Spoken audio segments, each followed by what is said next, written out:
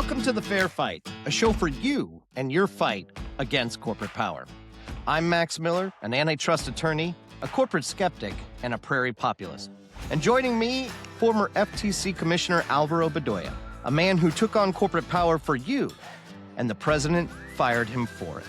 Every day we're told that the defining fight of our lives is Democrat versus Republican. We're told to worry about the left versus the right. Max and me are a lot more worried about the money at the top versus all of us underneath. And we think that needs to be a fair fight. So we're taking your questions, sharing your stories, and getting you answers about your rights in this economy. So put on those boxing gloves, tighten up those laces, and enter the arena, because it's time to join the fair fight.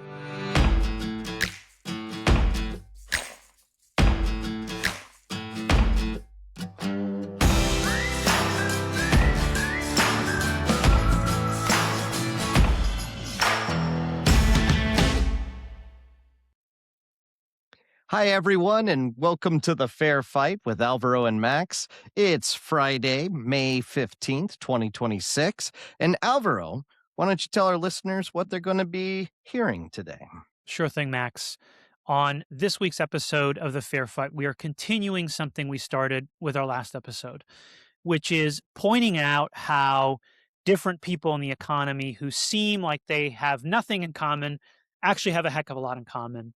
And that thing usually has to do with concentrated corporate power and their struggles with it. So in our last episode, we were joined by Mr. Amadou, a rideshare driver in New York City, and Aaron Lehman of the Iowa Farmers Union. We talked about their experiences in the economy, whether it's farming soybeans in Iowa or driving rideshare for Uber in New York City. This week, we are extremely lucky to have represented two seemingly different industries, specifically the owner of a series of Subway franchises in Northern California, Keith Miller, and the leader from the Truckers Movement for Justice / Tom Soon, Billy J. Randal. And I should clarify that Keith, who is an old friend of Max and mine, is speaking as the head of franchisee advocacy consulting, not, of course, on behalf of any brand or any larger business. And so, gentlemen, we are so excited you are here with us today. I'd love to just start with a really simple question for each of you, which is, how did you get into the line of work that you've, dedicated your professional lives to? Maybe we can start with you, Billy. Billy, how did you become a long haul trucker? And I think you recently left trucking, but how did you get into it to begin with? Well, I've always had a passion for driving ever since I got my license many, many decades ago, long before you guys were even born, probably. I traveled a lot when I was younger. I was a union organizer. And For what union? let's see, United Farm Workers, Service Employees International Union, then a bunch of smaller unions, independent unions. I got into trucking the old-fashioned way. I had a farm in upstate New York. We raised Christmas trees on it. And I bought a 1980 Chevy C10 pickup. And I started to haul the trees down to New York to sell them. Got into haul and feed to farms and to live poultry markets. Branched out, started hauling chickens, raised ducks, hauled eggs into market. And then I got into driving hazardous material, tankers and straight trucks. Did that for quite a while. Actually, How long? Most of my CDL time, probably about 15 years, I drove hazmat. Yeah. And then I went back in 14. I had lost everything due to a lease purchase, which I think is the topic from my perspective. And Can you just explain briefly what a lease purchase is for the listeners? And we will definitely talk more about that. A Ponzi scheme. The easiest way to explain a lease purchase is to say that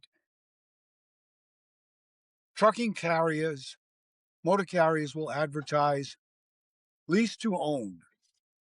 Okay, no money down.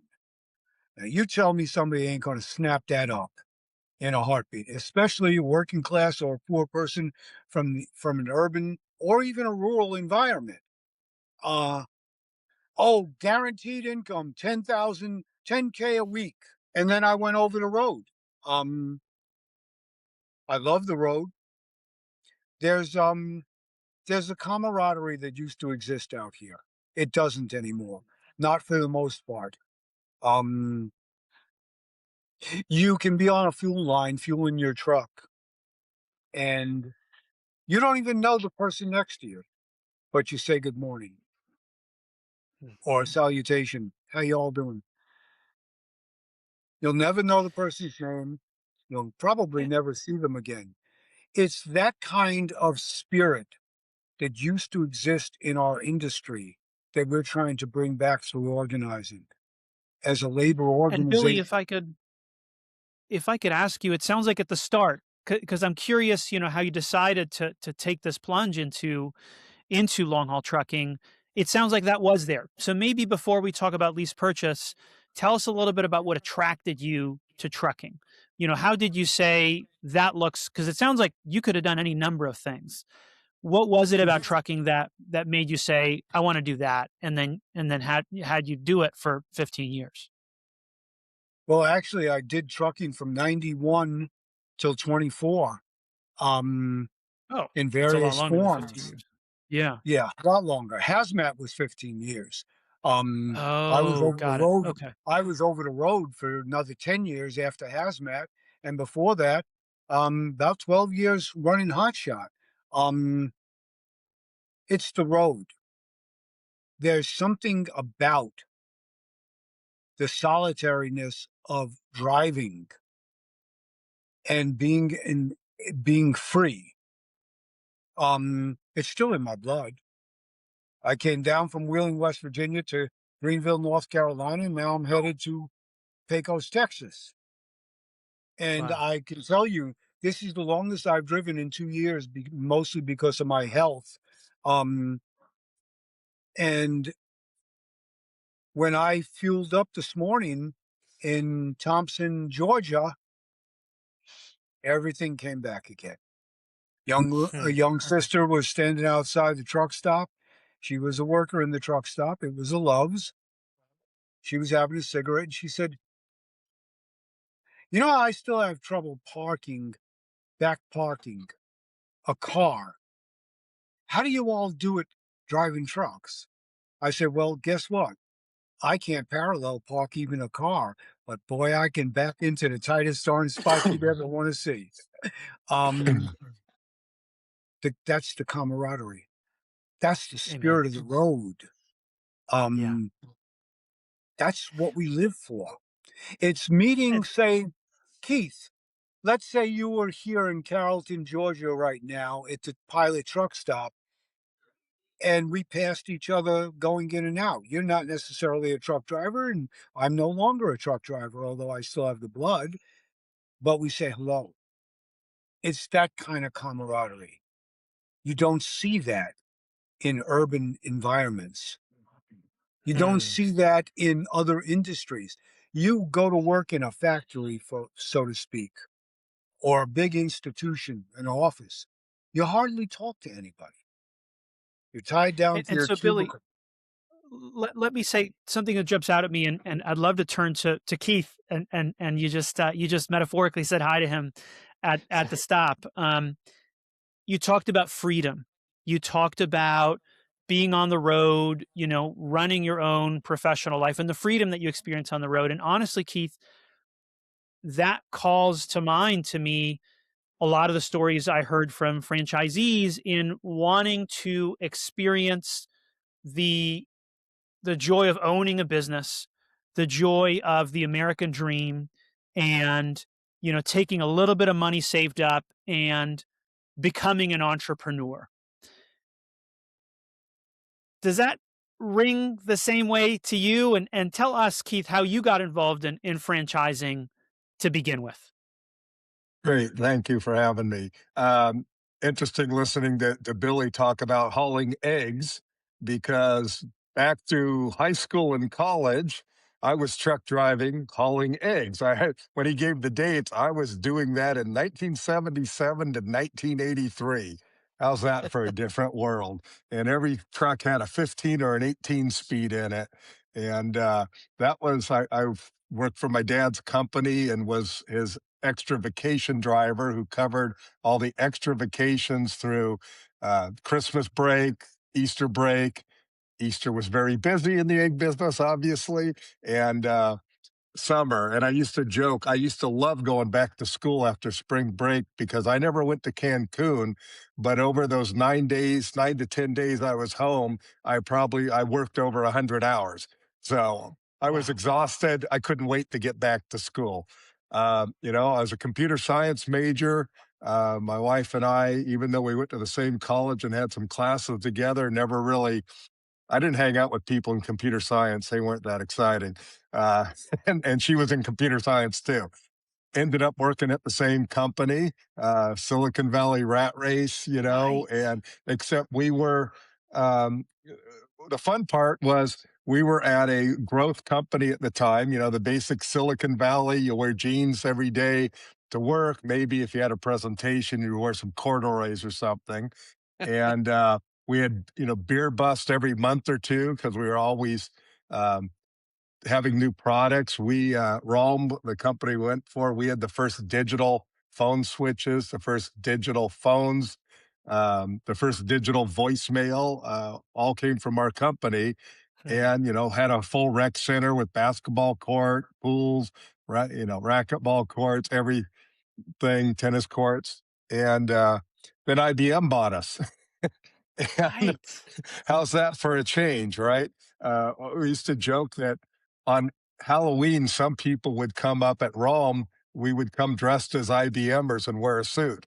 And the next thing you knew, we were IBM. And not that, IBM was necessarily a horrible company, but obviously much more structured. We kind of looked around, and the manager position I was in at the time, everyone else that was I guess, equal through IBM was like 50 years old, and I was 28 years old.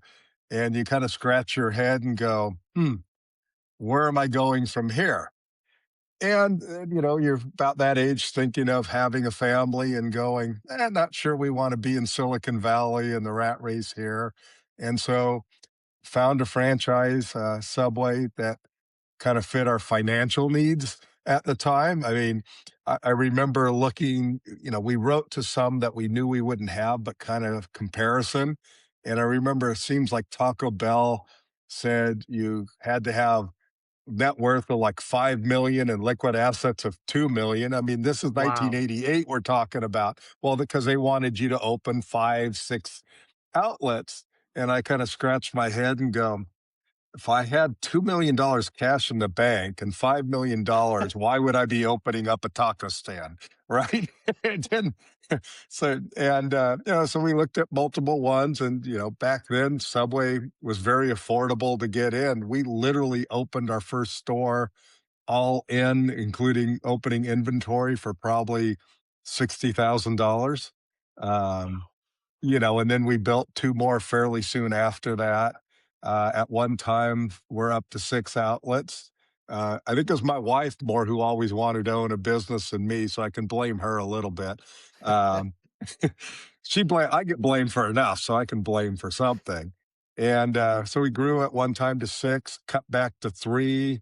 When we were at 6, we were all the way over in Reno, Nevada, and it was Wow. kind of a stretch driving over the Sierras 4 to 5 days a week, and working a lot in the stores. We're down to, I haven't updated you. We're down to one store. I didn't know that. We closed one at the end of last year, and we transferred one for basically nothing uh, to get out of it because Subway has struggled as a brand. And it's interesting how the number of outlets change because, especially post COVID, delivery is now 20 to 25% of our business. So when you have two stores in one town and you close one, the 20% deliveries that that one was getting now come to the one outlet. So, physical location is a little less important than it used to be. Who knows how much more delivery? And of course, we could probably do a whole subject on delivery and the costs and the fees and everything else. Not the topic here today. So, just to level set, I think one thing is that both of you were in industries where you are either an independent business owner or an independent contractor by and large. I'm sure that varied, maybe for you, Billy, but these are industries in which you're supposed to have a significant degree of independence. And so I am wondering, what changed over the course of time when you started running a franchise, started driving trucks to the modern day. And so, maybe we just continue with you, Keith, and then go to you, Billy. From my reading and from what you taught me, Keith, and for folks listening, Keith, through his consulting group, is an extraordinary advocate for the men and women of this country who run franchises. And not the franchisors, right? Not the brands, but the actual, folks who get a little bit of capital, launch on their own, retirees, veterans, immigrants who join these industries. And so everyone knows Keith. But my understanding, Keith, is at the start, franchising looked a lot different than it does today. And so maybe you could tell us, not just from your experience running a Subway franchise, but from all the folks you advise, how has that changed over the last 30, 40 years? Have you experienced more control, less control? What does that look like? A lot more control. And I think, one of the biggest differences More, is more control founders. that you have? More control No, that you have, or more no, control that less the franchise? control. The franchise has a lot more control. And I think a lot of the change wraps around founders, right? When we 20, 30 years ago, you had founders in the industry who opened a shop, opened their own business, maybe expanded to a couple locations, and at some point decided to franchise, right? Today, in a lot of the world, the so called founders, their sole intention is to franchise. Sometimes they don't even open up their own business and they're starting to franchise it. And the short term thinking, you know, Fred DeLuca, who started Subway, and Peter Buck, who loaned him $1,000, pretty good investment to start Subway, always sometimes thought like a small operator.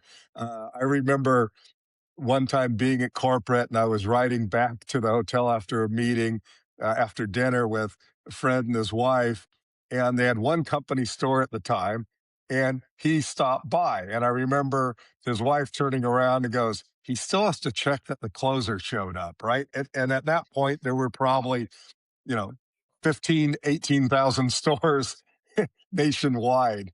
So you had founders who not always, they weren't always perfect. We had our disagreements, we had our arguments, but they bled the blood of that brand. Hmm. And today, the founders try to create most of, you hate to broad brush everything because like everything, there's good and Right. bad. And, more and more founders are looking at the 3 to 5 year build a brand up really quick, uh, and then flip it. Obviously private equity, which is another full subject we could talk about. Uh, you know, got involved. So there's much more, and more companies are public companies. So this quarter is always very important to them. Where for us, buying a restaurant are 10 or 20-year franchise agreements. You know, a lot of times people ask why I do what I do and accuse me of trying to hurt franchising.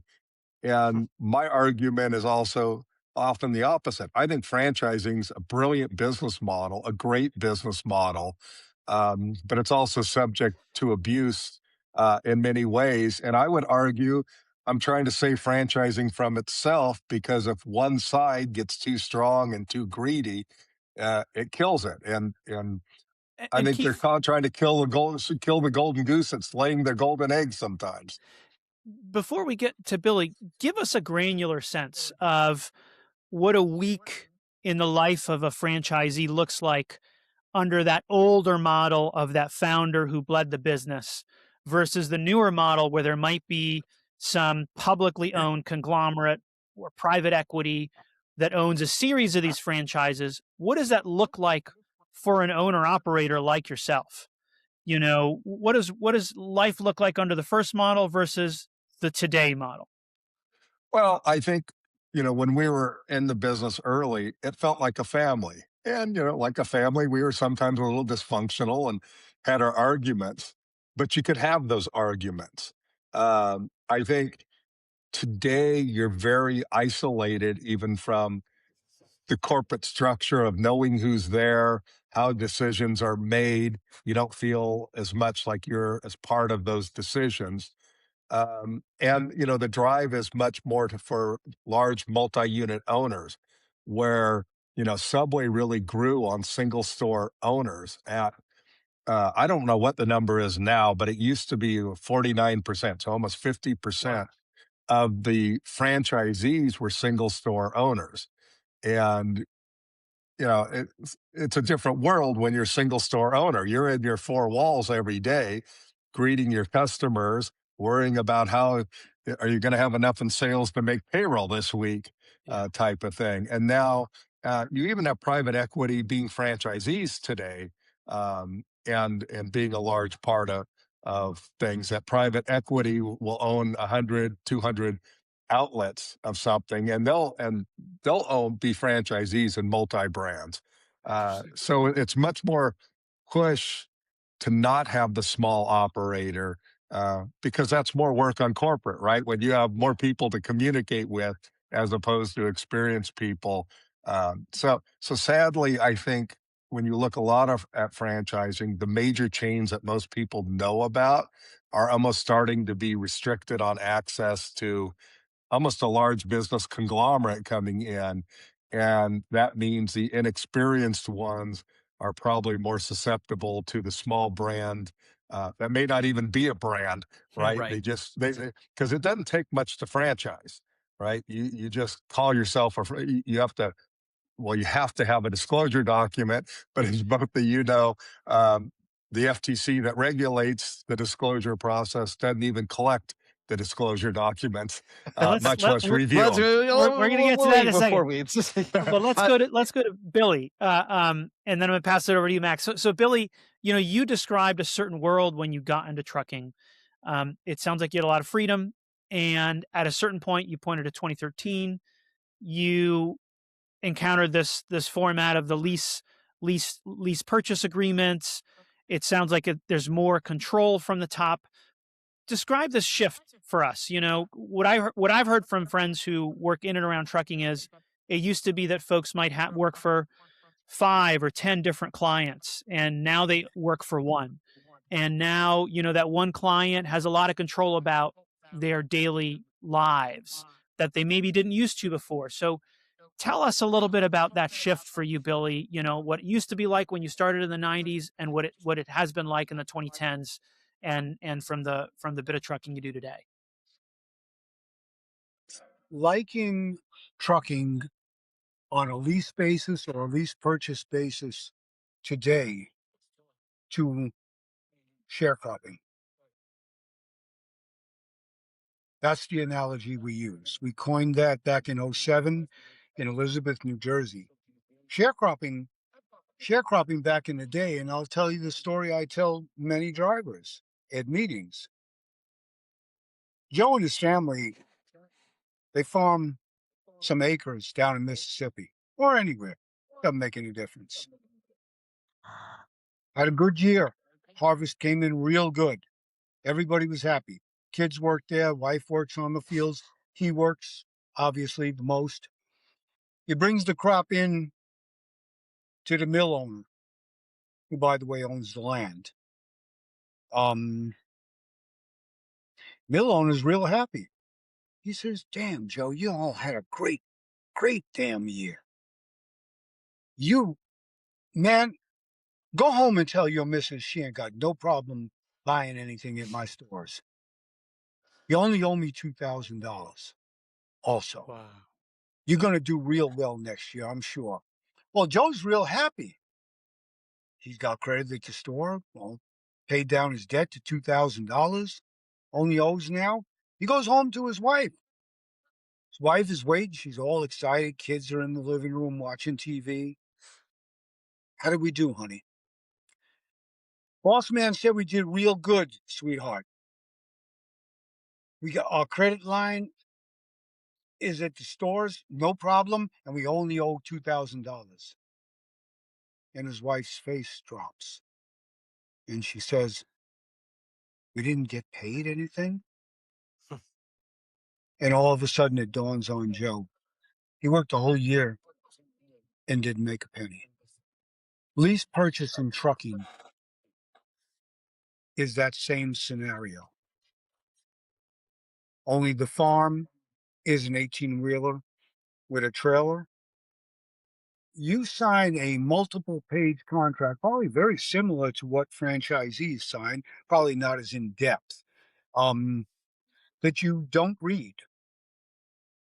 And the reason you don't read it, quite simply, they don't want you to read it. They want your name, your signature on that, and they're pushing you to sign it. Come on, man, I can get you on the road today. And all you're thinking about is what you've heard. Our lease purchase drivers make $10K a week. That's gross. Net, Keith, net, they could do better working in your store. Trust me. Well, we have $20 an hour minimum wage in California. So. Then you know what? Then I'm gonna apply for me a part-time job over there. All right. If you do, as far as you speaking about control, here's another aspect of the power relationship that exists between the motor carrier and the lease purchase operator. First of all, you don't have a customer. Your loads are all from the motor carrier. Let's say, well, I'm here to pilot, like I said to y'all. Let's say the dispatcher doesn't give me a load, but all of a sudden, a friend of mine gives me a call. Billy, where are you? Carrollton, Georgia. Hey, I got somebody. Can you pick up in Villa Rica? Which is right the next town over. Yeah, I guess so. Let me know. Call me back. Double check. Now you call you call your dispatch and you say, I can pick up a load in Villa Rica for a friend of mine. No, you can't. Your contract prohibits that. Your loads come from us. Yeah, but I've been sitting here for 24 hours. We haven't had Not anything. getting paid, right? You're sitting 24 hours not getting paid. Right. But you're on call. You're on call for those 24 hours, except for your 10-hour break, mandatory DOT break. Now, you got to keep in mind, if the dispatcher were to let you take that load, they would charge you for it, even though they had nothing to do with getting it. Okay. You have no ability, if you are offered a load, so to speak, and you turn it down because you feel it's not enough money, the load rate is not enough, you won't get another load that day. That's your punishment. All right. Under law, you're supposed to be able to see the shipper's bill of freight, whether it's a brokered load or it's a motor carrier load. That load indicates what General Motors is paying for a shipment. All right, that you are on. It allows you, as an owner operator, quote unquote, to negotiate a fair rate for that load based on the costs you will incur to run the load. You can count on both hands the number of lease purchase drivers who have ever even asked to see a shipper's bill of freight, much less seen it. So so what we're dealing with then, Billy, right? It's not just like control of you as like an employee of the company, right? You can't Mhm. make decisions and all that, but there's a control of information, which then puts the driver at a disadvantage as to how to make decisions of what's best for them. Totally. I can show you lease purchase drivers that they have an escrow account within their contract for maintenance and repairs. The truck will break down. The carrier will tell you where to bring the truck to get repairs done. You'll see the bill on your settlement statement, but you'll also maybe see something a little extra. I didn't authorize that to be done. No, but it had to be done, so we authorized it. Well, that shit came out of my damn money. I didn't authorize it. Now, here's a So good that thing. Well, oh, let me just go one step further on this, okay? Real quick. We have a brother who ran for a mega carrier. He was a lease purchase. He's actually one of the few lease purchase drivers who ever was successful at owning the truck. What did he do? He went out and bought a second truck from the same carrier, kept them both leased on. What happened with the second truck? Every driver that he tried to put into the second truck, the motor carrier refused to give him permission to hire that driver.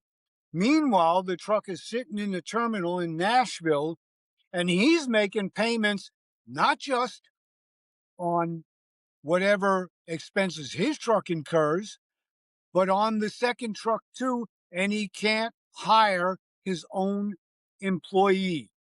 so it's an independent contractor in name only, and I'll tell you because I've had a number of conversations with Keith.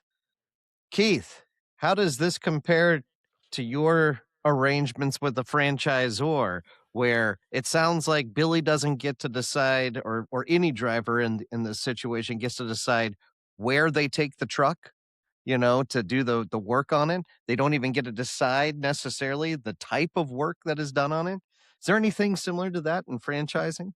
Well, I mean, there's a lot of rules and control. Some of it's good, right? I mean, you have brand standards. You bought into a brand for consistency. You want to go to a McDonald's and get the same Big Mac everywhere you go, and you don't want them creating some burger at one local McDonald's. So some of it's good. As I was listening to him, one of the things that popped in my mind always, I was interviewed by a magazine about a month ago, and the first question goes, "Well, what's the problem here?" I go, "Well, they're not making any money." Right? That's really the source in a lot of ways of all things. I mean, you can be unhappy about a lot of things, but if you're making money, you live with it. And, you look at control in some ways, and people always bring up Chick-fil-A, right? Because Chick-fil-A is, people argue it's not a real franchise because you don't really own the building or anything. Yet they have to register as a franchise for other reasons, and people can usually only get one, and there's a lot of control. But then my argument there is everything's transparent and out on the table, and everybody's making a lot of money, so nobody cares, right? It kind of gets to transparency of, are you sold one thing, then did you buy something else? And that's kind of where a lot of it comes into. Like I say, when you look at a lot of franchising, what you hear constantly from people is, I'm making less money, I'm making less money, I'm making less money. But then you hear on public companies' earnings calls, they're making record earnings per share. How does that work when stores are closing and you're making more money than ever? And a lot of it is control. We laugh that if you listen to most franchisor executives, they sound like some of the most conservative, politically based people ever. But I always laugh at how they run their franchise, right? They add new fees, well, new taxes, right? New taxes without representation. Actually, they come up with new rules over regulation. We constantly have to remodel, which is one way they make money on the rebates and kickback, unfunded mandates, right? And then they control the supply chain to a single source often and drive up the price as they're getting rebates on that money. And they call themselves conservatives, right? That they've done all those things to us. I often ask franchisees, um, think about this before you answer for a second. But who's more over, we like to complain about the government, but who actually is more overwhelming in a sense to your business, the government or your franchisor? And when a lot of them think about it, they go, hey, you're kind of right. The franchisor is like my government. Hey, Keith, can you explain? You talked about the bottle switching over. What exactly is that? And can you explain why that hurts the franchisee? Because you're buying from suppliers or you're giving rebates to the franchisor. I mean, Subway last year, since it's public document, took in over $136 million in voluntary and involuntary contributions from vendors. Don't ask me what the difference between voluntary and involuntary is. I don't, they had to ask twice. I don't know. That's about $7,100 per outlet in cost or in money. And yet over 1,000 outlets closed last year, mine being one of them. So obviously we were making money. For reference, in 2022, that number was 67 million. So it's Keith, gone let me from let me just 67. Yeah. point something out for folks who may not be familiar with the franchise model. What Keith is saying is kind of crazy, and it's important to wrap your head around it, because one of the siren songs of franchising is, join us. You won't just get a brand with national name recognition. You won't just get a time-tested business strategy and business model. You will also get bulk discounts for your supplies. And what Keith is saying is that nowadays, and you didn't say this, but from our past conversations, I know you've got private equity is owning some of these brands, or other folks are just hoarding these brands and owning several franchise models all at the same time. And they'll say, you need to buy from this supplier. And that supplier isn't cheaper than market because, all of our folks are buying when you combine it in bulk. You're actually going to buy it at a markup because that supplier gives us a rebate, or what normal people might call a kickback. And so what Keith is describing is that through this increasing amount of control, new fees, new requirements to remodel, the folks at the top who run the franchise, and again, we're not talking about all franchises, because I know some very happy franchisees just like you do, Keith, but in many cases, through this control, all the money is flowing at the top. And so my question to you, Keith and Billy, is what happens when it goes wrong, when something goes wrong? What happens when something goes wrong and something happens in your store, you get hit by a lawsuit? Billy, heaven forbid, but there is an accident. What happens then? Do the folks at the top foot the bill, or do they say to you, you are out on your own? Because it's control, control, control until something bad happens. What happens in that instance, Keith? Well, the good old indemnity clause, right? And I'm not even a lawyer, and I know this. Pretty much, I'm responsible for everything, right? And liable for everything when push comes to shove. And that, it's how it is. They like to say you're an independent business owner until something bad happens. I mean, look at any time something bad happens in a major brand, and you'll hear the first words out of the mouth of the spokesperson from the brand. God forbid, there's a shooting in a restaurant, Right. or, something like that happens, or people, there's food poisoning, something like that. The first word out of the brand's mouths are, each of our outlets are independently owned and operated. So Right? okay. No. So hold that thought and let's go to Billy, because Billy, you just heard what Keith said. Something horrible happens in a store. they wave you are independent flag and we are indemnified flag. You just described a scenario where your motor carrier is telling you what loads to get, what loads to not get. And if you say no to a load, you're not getting a load for the rest of the day. So it's control, control, control. What happens, Billy, if you or one of your brothers and sisters on the road gets in an accident? Who is picking up that tab? Is that you or the motor carrier? Oh, their insurance will cover it because their insurance, you're paying for your truck, quote unquote, to be insured. Their insurance will cover it.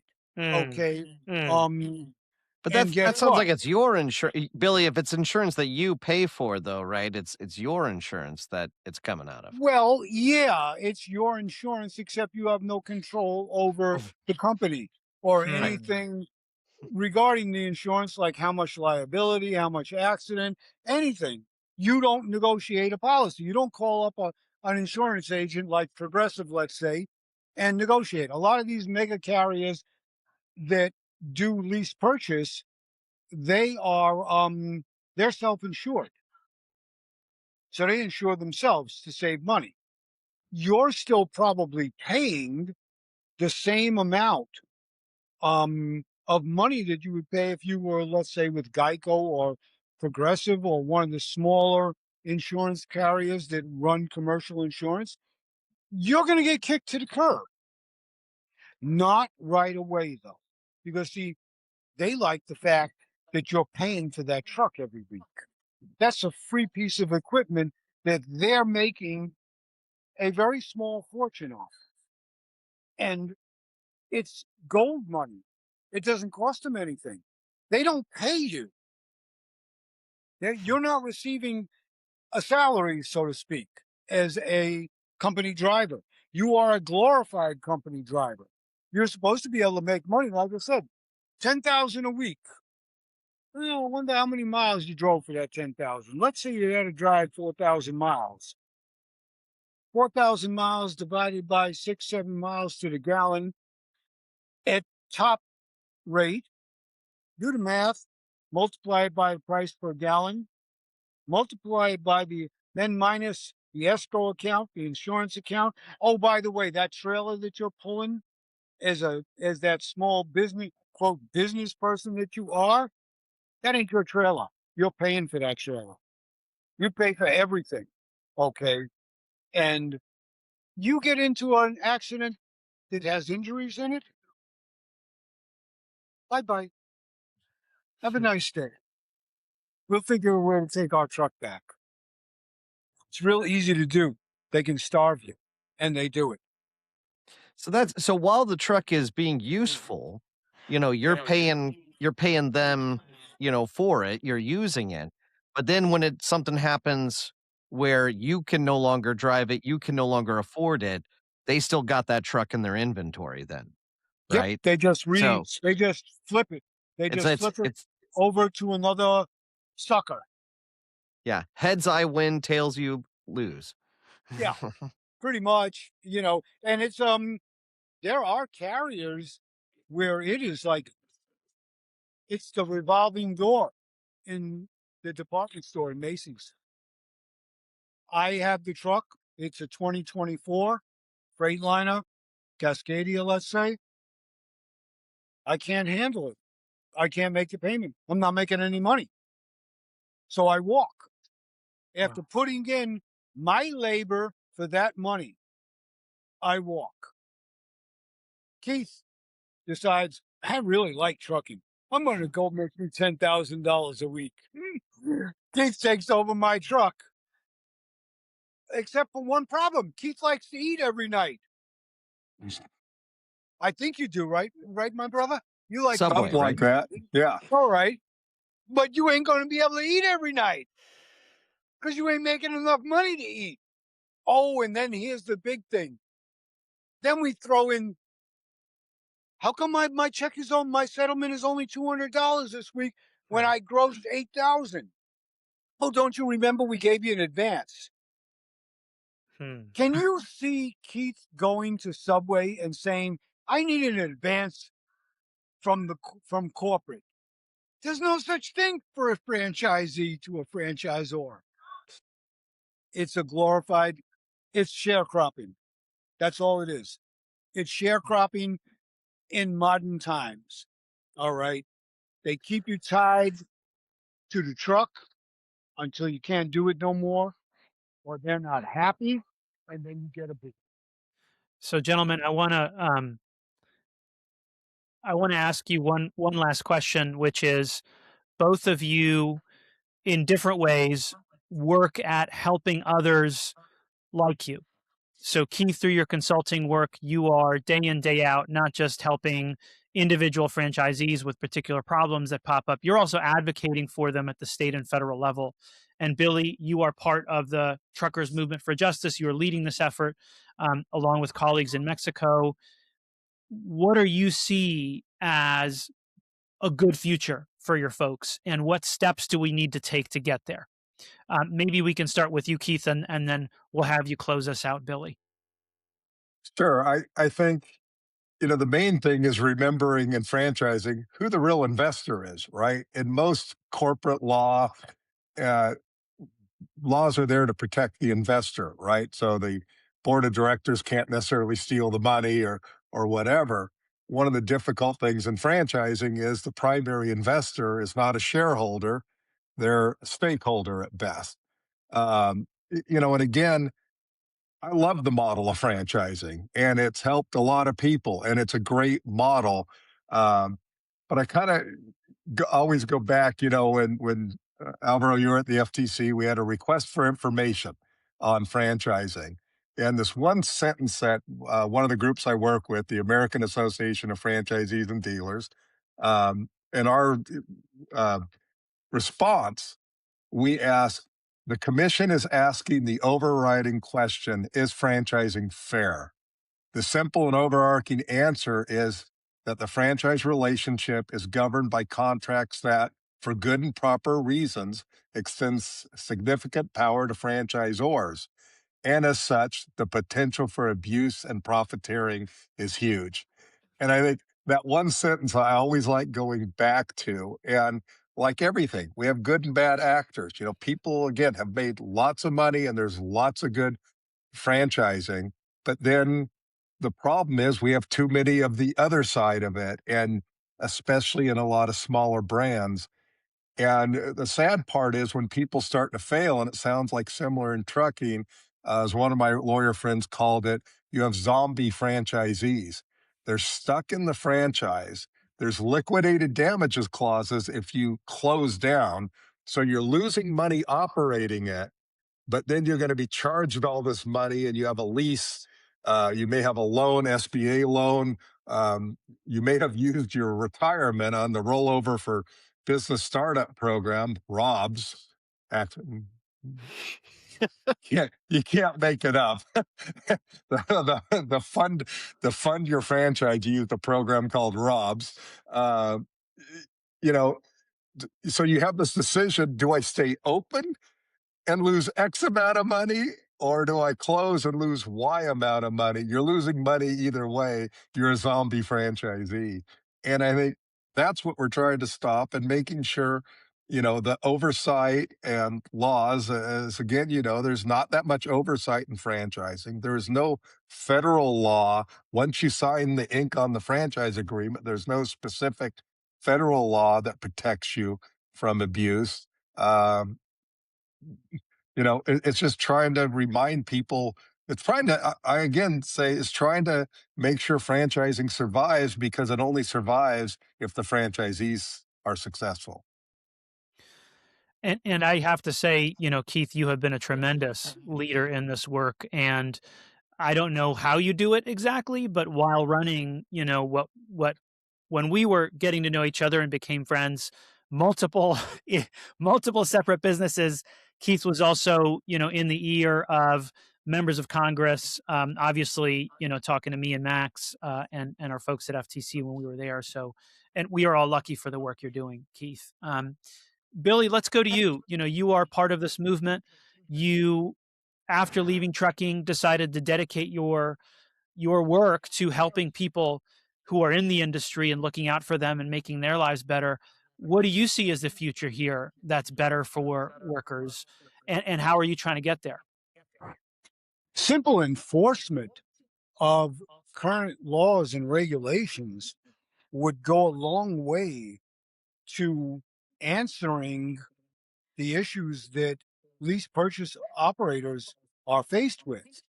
In addition, DOL just came down with a proposed rule change, the third one in the last 8 years, 9 years, on independent contractors and what it means. There are two legal decisions that have been in effect now for the last several years regarding this. The Atlanta Opera decision by the NLRB, which was never challenged in court, and another decision that went, I believe, up to the appellate level and was upheld. That's the standards that should be maintained. The Hmm. most important thing is they sucker people who have no knowledge of trucking, who have no avenue for a future where they live, because the manufacturing scenario is gone, has been for 40 years. Service sector is low wage, very dead end for the most part. So people are jumping into trucking. And who wouldn't buy a 2-year-old, 1-year-old, 3-year-old truck for zero money down? Hmm. You're not investing anything. Keith, you invested money to set up your franchise. There's no investment here. It's like, and who is this person? Well, it's me, Hmm. who hasn't got a pot to piss in, so to speak, who has no money. You are doomed to failure, and they know it. Right now, you could go on any social media trucking site. You will see hundreds of advertisements. Lease purchase, zero money down, average 8K to 10K plus a week. Bullshit. You'll be lucky to see $750 out of that. Like I said, Keith, I'm coming out to the Bay Area. I'm gonna work in your state. I'm working for. All Well, right. and that's Unless, you say laws that need to be enforced. And from what you're talking about here, right? We're talking about false advertising. We're talking about fraud. Fraudulent inducement into a contract. You're giving information that is not correct in order to get somebody to sign a binding agreement that, as you've noted, Billy, is going to leave people worse off than before they started. exactly.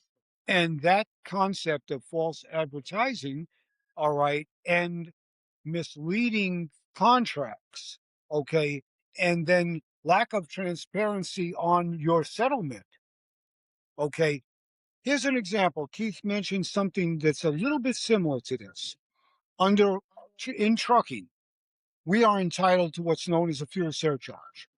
Right now, that surcharge is 34 to 36% on a percentage basis of an LTL load or a full truckload, or it's approximately 68 cents a mile to cover the increase that fuel has done. It doesn't really cover it, but it does help. Now, when you're paid all in rates, where is the fuel surcharge? Go ahead and ask the dispatcher or payroll, where's the fuel surcharge? It's in there. 100%? No, we only give you 23%. You talk about kickbacks. Every gallon of diesel fuel you pump into a truck, whoever holds that fuel card gets a kickback, 6 to 25 cents a gallon. Wow. They're getting a kickback on fuel that they're charging you to pay them back. Very similar situation to preferred vendors, as they say.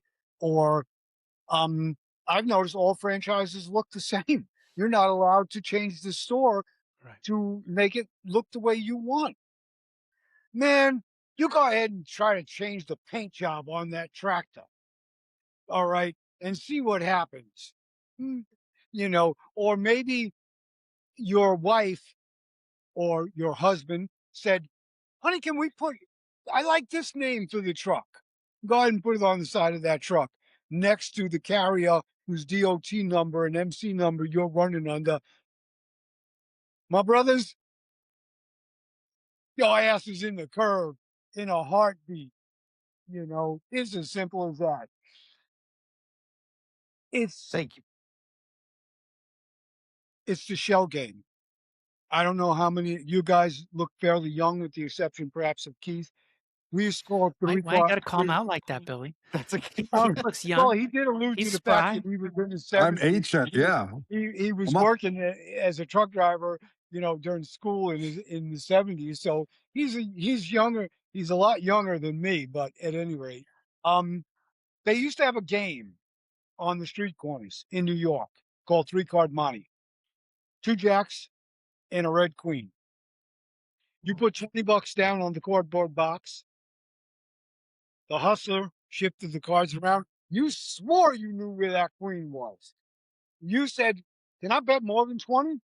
Oh, hell yeah. Go ahead. Go for it, man. I got you covered. And you put 40 down. Which card? And you pointed to the one you were sure. It was a jack. In fact, if you had the right to look at the other 2 cards, the queen wasn't even on the cardboard box. The queen had been palmed. This is what lease purchase is. And yet you will see carriers like Hurricane, Super Ego, all of them, Western Express, they will swear they have drivers that are out there doing it. They now put the lease purchase drivers in. They have 6 months experience. You can't learn to drive a truck in the trucking industry in 6 months. They make them trainers. How are you training somebody when nobody trained you? So, Billy, this is, I could listen to you talk about this for a long time, as I'm sure so could our listeners, but we want to get you guys back on the actual or metaphorical road here. Billy, Randal, Keith Miller, we are so grateful for your time and also sincerely grateful for the work you do. Again, it's franchisee advocacy consulting that Keith Miller runs and the Truckers Movement for Justice / Tom Exoon that Billy Randal leads. Thank you, gentlemen, so much for joining us. We hope we can stay in touch and you'll let us know about the fights you're in and how we can help. Happy to be here and honored to be with you all. Peace and solidarity. Be safe, everybody. Yep. Thank you. Amen. Take Thank you care. both. So that was one heck of a conversation. And Max, I think it was a different conversation from the conversation we had with Aaron from the Iowa Farmers Union and Amadou from the New York Taxi Workers Alliance. Because what I saw here is that Keith and Billy were on different parts of a spectrum, but still the same spectrum. Billy, I do think, and the truck drivers that Billy works with and organizes, I do think are probably, more of them or a greater proportion of them are struggling and failing than the franchisees that Keith works with. And it may well be, as Billy was pointing out at the end, that the folks that Keith works with are able to raise a little bit of capital, right? They're the retiree who cashes in their retirement, the veteran who cashes in the bonus, the immigrant, who gathers up a little bit of money from this family here, a little bit of money from the cousin there. Whereas the folks that Billy is organizing and used to be a part of do not have that capital, right? Or at least a lot of the folks he's talking about, a lot of them are entering that zero money down lease purchase arrangement. Although, there are many families that go into trucking who do have a little bit of money. But what I loved is the wrong word because it's more like hate, right? What I hated to see is the similarities where Billy says, you try to paint that truck different. They're going to tell you, no, sir, no, ma'am, and it absolutely is true that as Keith said, the franchisor decides down to the last detail exactly what you are allowed to buy from whom, from when, when, at what price. Another thing, And go ahead, based upon the financial incentive for the franchisor, for right? the It's big not guy. it's I don't even Yes. think it's branding anymore, right? It's about we're making decisions to increase our profit margins that necessarily hurt you. And really we don't care about the branding. That's not what it's about. It's about the extraction. Right. That moment when Billy said, you need this. Wait, I didn't ask for that repair. Oh, well, you needed it, so we did it anyway. And we'll just take it out of your settlement check at the end of the month. And one thing that, if we had a little more time with these guys, I would have gone into is the franchisee contracts, because Billy talked about the contracts he had to deal with, right? Page upon page upon page. Sign it, sign it, sign it. Let's get you on the road, brother. Let's get you on the road straight away. And Keith, what I learned from Keith and the other franchisees that Keith introduced us to when we were at FTC was the same dynamic. Franchise disclosure documents, FDDs, are the equivalent of that contract that Billy talked about, trucker signing. These used to be 3, 4, 5-page contracts. Now they are 20, 30, 40, 50-page contracts that no regular person can make heads or tails of. And even if you have the stamina, you have the gumption to read one of those things, you will inevitably find the clause that says, and we can change any of these terms at any time. We reserve the right to change them. And so, as we do these conversations, between different folks in different parts of the economy, we're going to see some people who are doing better and some people who are doing worse. But what I want our listeners and viewers to pay attention to is the trend of control and consolidation of power from the top, yet total release of responsibility towards the folks at the bottom, such that when something goes wrong, it is their problem. And the flavor of that problem may be different, but it is their problem. And at the end of the day, they're going to be stuck dealing with it. Well, Alvaro, you started out talking about how they were kind of on different parts of a spectrum.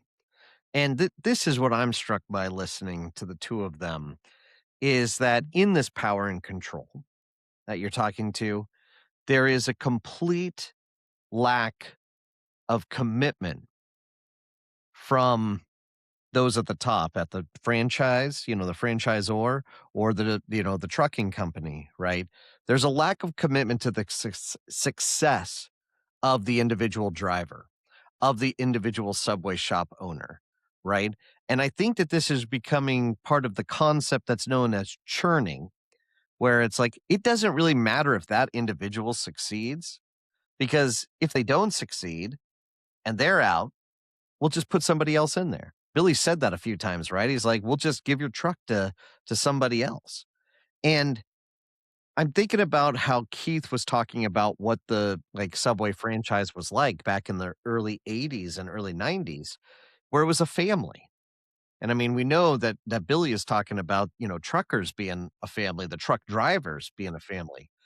But this new world that we live in, this concentrated power, concentrated capital world, all of those kind of binds, employer, employee, or company and independent contractor, or franchisor and franchisee, anything that binds aside from making profit.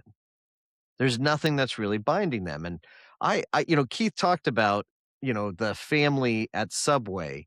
And I was remembering when I was growing up in Atlantic, Iowa, town of about 7,000 people, in the early 90s, the first Subway franchise opened up in the town. And I remember exactly where it was on Highway 7 running through Atlantic. It's this little shop, and it was like we had been hearing about Subway, right? Small town Iowa. We've been hearing about this shop that was starting to spread throughout the country. And I'll never forget going for the first time and having a seafood sub, at it. Yes. But what I think is so interesting about that was I knew the couple that opened that shop. was the Thorntons. They had kids in the school with me. And they were like prominent members of our community. Like the single subway franchise that they had in this small town of Atlantic, Iowa, was enough to propel them, into the middle class, the upper middle class of the town, the upper class even, of being a prominent member of the community. And I have no idea what happened to that shop, and who knows, after all the changes that Subway made over time, like if that ended up being, a success for them. But there was no doubt that you could actually open up a franchise like that and make some money and like rise in prominence in the community. And what I'm seeing or what I'm hearing from Keith, what I'm hearing from Billy is that these new way of big concentrated capital dealing with, the individuals under them is they have no commitment to making sure that they succeed. They don't care if they succeed. They just want their money up front. They want their fees that they can collect from them while they're able to stay afloat. And if they go out of business, then they're just going to churn them. They're just going to put somebody new into that Subway shop, put somebody new into that truck. It's funny. I also specifically remember the first Subway I would go to. I was in high school. We were on the Vestal Parkway. If you're not from there, you call it 455. But if you're from there, you call it the Vestal Parkway. And we would have open lunch, which means we could get off campus. And Subway was just close enough that if you kind of got out there quick, you could make it. And I'm pretty sure he was the owner. And what is wild, Max, is I'm pretty sure I remember his name, which is hilarious because I barely remember my own name at the time now. But it was a guy, I'm pretty sure it was named Thad.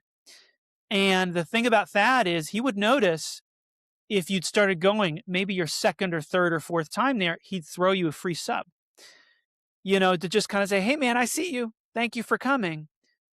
And then you now hear what Keith is saying with franchising in general. I don't think just Subway. There's a move to owner operators who don't just own one, but own 3 or 4 or 5 or 6. So in other words, you need a lot of capital to play. And there's scenarios where the operators are now run by private equity companies. In other words, the opportunities themselves are just getting harder and harder to realize. But then even those opportunities are being limited to a smaller and smaller group with more and more capital.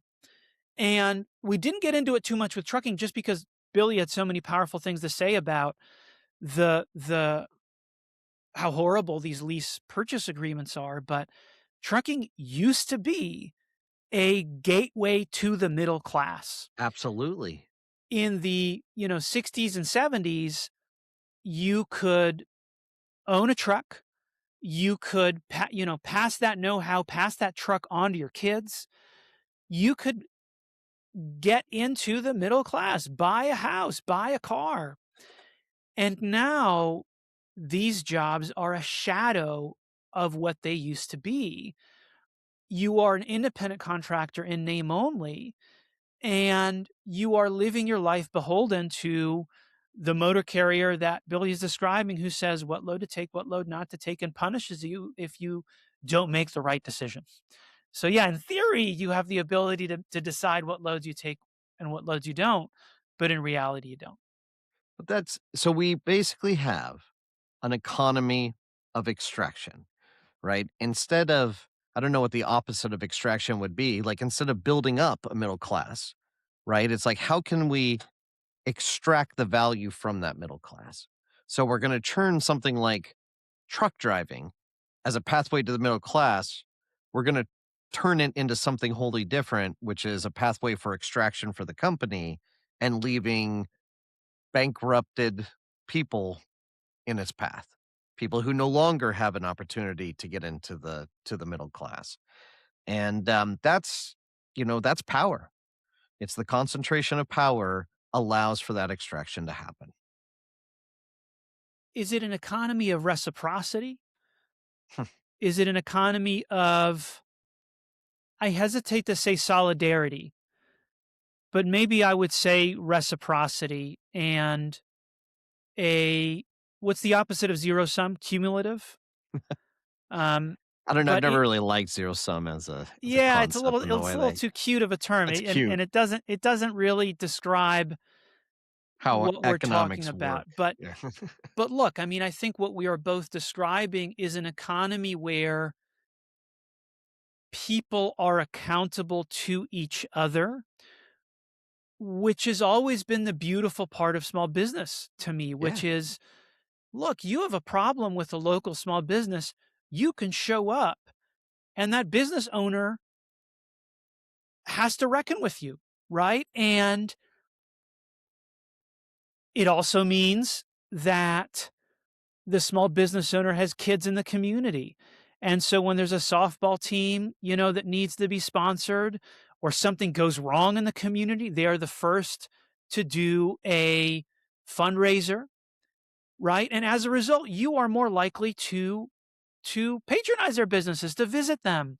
I'll tell you, I'm generally a guy who wears collared shirts, but almost all my t-shirts, to Seema's great chagrin, she wishes I was definitely more of a casual dresser, but the t-shirts I wear are t-shirts of local small businesses. Yeah.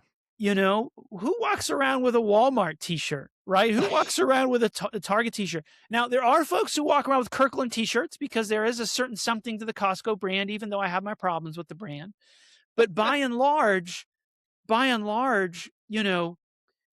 this is what makes small business special. And this is what makes these other models of extraction of, join our enterprise here, but we will concern ourselves with taking from you, not giving and taking with you. There's a book that I'd recommend the listeners check out, and I'm trying to remember the author, cannot remember it, but it's called The Man Who Destroyed Capitalism. And it's about Jack Welch. And I find Jack Welch. The first time I heard about Jack Welch was very much in this like revere him. He was this great businessman, somebody for management that they should look at. But what that book gets into is how General Electric, the company that Jack Welch was CEO of, before Jack Welch came to that company, it was a company of reciprocity, right? It was when they were GE towns, whole communities that built up because of people working for General Electric. They had management training that people could like come right out of college, work for General Electric, and work their whole lives. Like GE was not only building products that people needed and wanted, it was building communities. It was funding scholarships. It was all this reciprocity between the employees and the company. And frankly, it was growing at a sustainable growth rate that was unprecedented in American economy. Then Jack Welch took it over, and Wall Street loved Jack Welch because what he did was he increased the share price of GE temporarily. I want to add, like it wasn't for a long term, but in a short term, he was able to raise it because he got rid of all that reciprocity. He started having a company of extraction. It was extracting from employees rather than having reciprocity with them. And that model that Jack Welch took to GE basically destroyed GE as a company. And it's the same thing that we're seeing multiplied across the economy in different industries and in different contexts. And I'm convinced that it's not because it's not for the benefit of our society, right?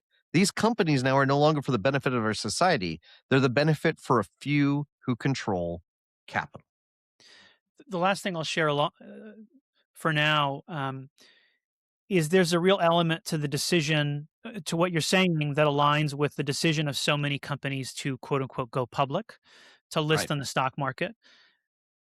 And I recognize that this is a touchy area because all of us now forcibly have our retirements, if we're Yeah. lucky enough to have them in the stock market. And so it gives me no, pleasure to say this, but what happens with the small business and the community it serves is that they are accountable to each other and that they win together, right? If the small business makes good products, people patronize that business, they win from the product or the service, the small business wins from the revenue. If a small business does something that hurts the people it serves, it's accountable to them. Now move to the world where the company lists on the stock market and it isn't owned by the person who turns the lights on in the morning and turns them off at night. It is owned by third-party entities that could be situated across the world. And what they care about is seeing good numbers every quarter. And so you may have seen this news that the Securities and Exchange Commission is considering moving away from quarterly reports. And I'll tell you, Max, if initially my reaction was, oh my God, these guys are just going to try to hide, let these conglomerates hide more of their malfeasance. But there is a flip side to this, because what happens with these publicly traded companies is they need to have something to show to the analysts on their earnings call every quarter. And the easiest thing to do before one of those calls is lay people off. Because in almost any company, the thickest line item, the heaviest line item is labor. Yep. And this sad thing happens anytime any of these companies say, oh, well, we laid 10,000 people off because AI, which is their stock price goes up. Yep. And now layer on top of it that a lot of these C-suite executives have the vast majority of their compensation come not from revenue figures, not from, daily user figures, not from some index that actually ties it to the people it's supposed to serve. Their compensation is overwhelmingly in stock options tied to the price of their stock. Yep. So suddenly this company that is directly accountable to the guy, down the street, to the family up the street, is accountable to these third-party markets, these third-party investors, and everything turns on that number going up. This is how these relationships start coming apart, in my view. What a conversation, Alvaro. What two great guests that we had, and I'm so thankful that we're starting to do this more, to have people from different industries share their experiences, because I think it's clear what affects one of us is really affecting all of us in our community. So, Amen. thanks for listening to The Fair Fight. You can always check us out on Twitter at The Fair Fight Pod. You can check us out on YouTube at The Fair Fight. Where else can they find us, Alvaro? Well, while you're at YouTube, please hit the subscribe button. Yes. That is the best way to make sure our new episodes get to you fresh. And you can also, as Max said, sign up for the podcast to get updates directly via email at thefairfightpod.com. And lastly, you can call us the OG way at 920 we fight. Yeah. And don't ask me to tell you what those numbers represent in 920 933 4448. All right, 920 we fight. 920 we fight, folks. We have a couple more of these episodes that we'll be throwing up soon. So please do hit subscribe. Please do sign up online, and we will see you soon, our friends.